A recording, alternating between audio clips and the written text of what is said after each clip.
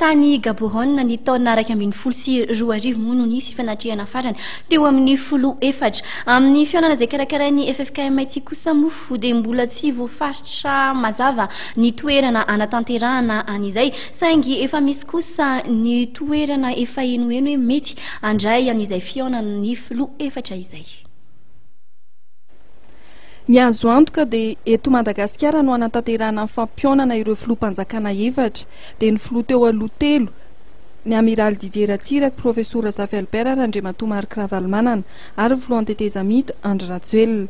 Na dia mbola tsy ofisialy aza ny toerana anatanterahana izany.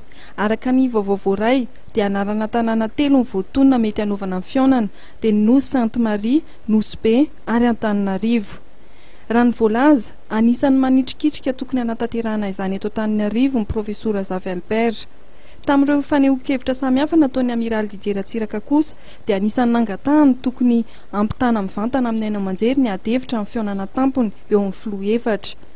Momba ny filoha teo aloha Markravalmanana izay mbola any Afrika Atsimo amin'izao fotoana izao dia sosikevitra roa samihafa no eny momba azy.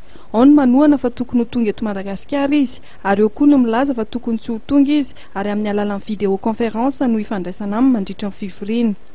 Raha mifantatra dia efa nisy ny dingana nataon'ny Ffkm amin'ny fandefasana fanasana azy efatra amin'ny ralala mianaka amin'ny fihaonana.